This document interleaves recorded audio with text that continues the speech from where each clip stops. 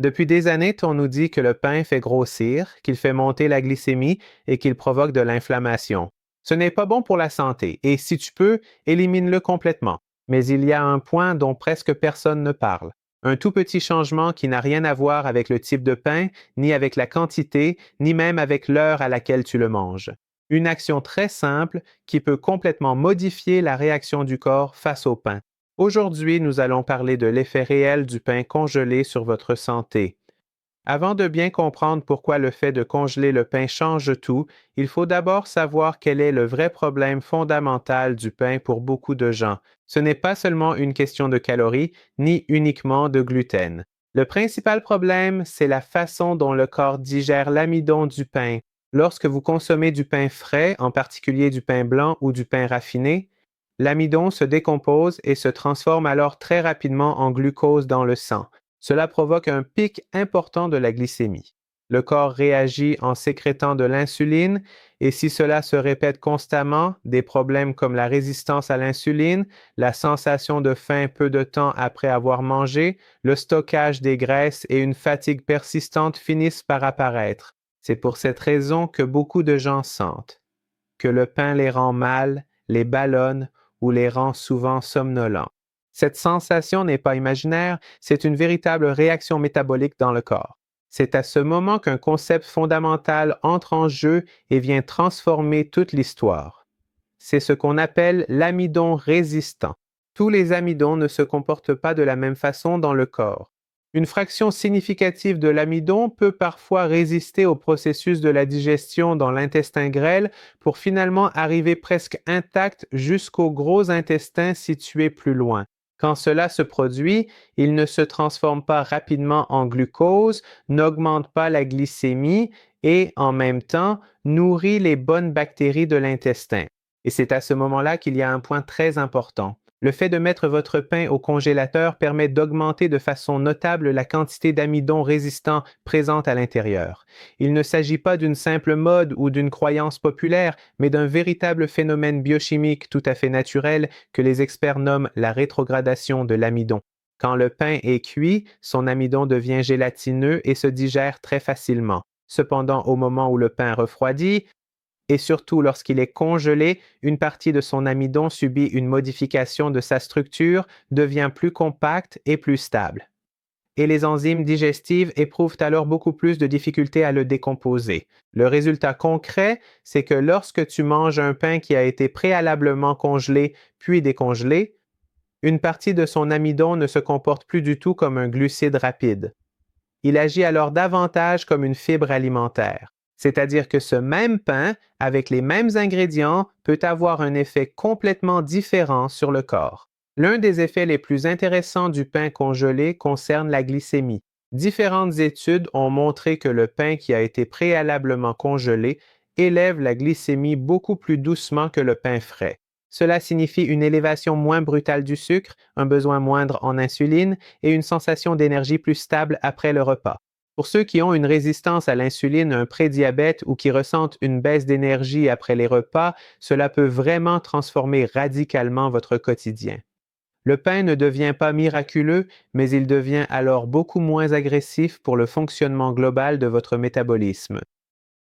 Un autre effet moins connu de l'amidon résistant est son impact sur la satiété.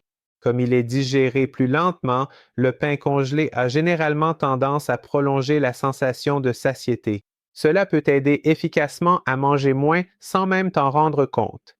Tout à fait sans effort et sans jamais te sentir privé. Beaucoup de gens remarquent qu'avec du pain congelé, ils n'ont plus aussi vite envie d'en reprendre ou de grignoter. Ce n'est pas à cause d'un apport calorique plus faible, mais parce que le corps reçoit un signal métabolique totalement différent. C'est là que ça devient encore plus intéressant. L'amidon résistant agit comme un prébiotique, c'est-à-dire qu'il sert de nourriture aux bonnes bactéries de l'intestin.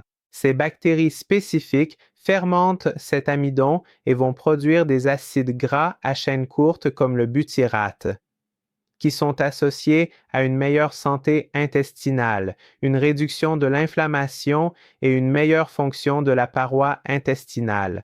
Pour ceux qui ont une digestion difficile, des ballonnements ou un transit intestinal irrégulier, ce changement se fait sentir avec le temps. Ce n'est pas immédiat, mais c'est réel. Si ce genre d'information t'aide à mieux comprendre ton corps et à manger plus intelligemment, sache que la partie la plus importante arrive maintenant. Tout n'est pas aussi simple que ça. Le fait de congeler le pain n'importe comment puis de le consommer peut faire disparaître beaucoup de ses bénéfices.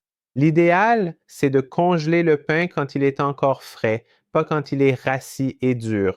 Il vaut mieux le congeler en tranches pour ne pas avoir à décongeler plus que ce dont tu as besoin. Le pain doit être bien emballé, de préférence dans un sac hermétique pour qu'il ne sèche pas et ne subisse pas de forte congélation.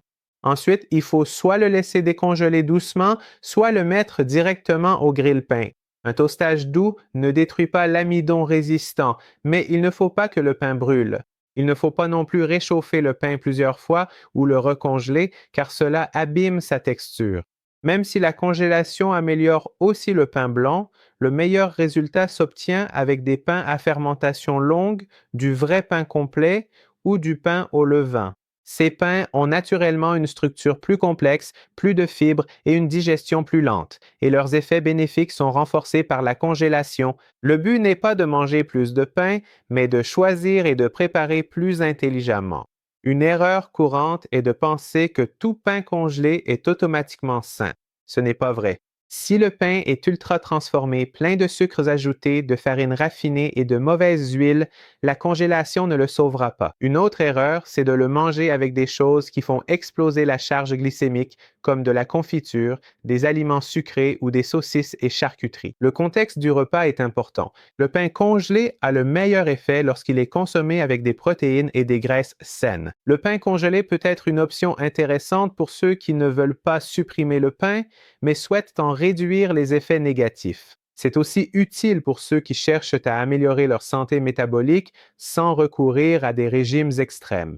Bien sûr, en cas de soucis digestifs ou d'intolérance, surveille la réaction de ton corps.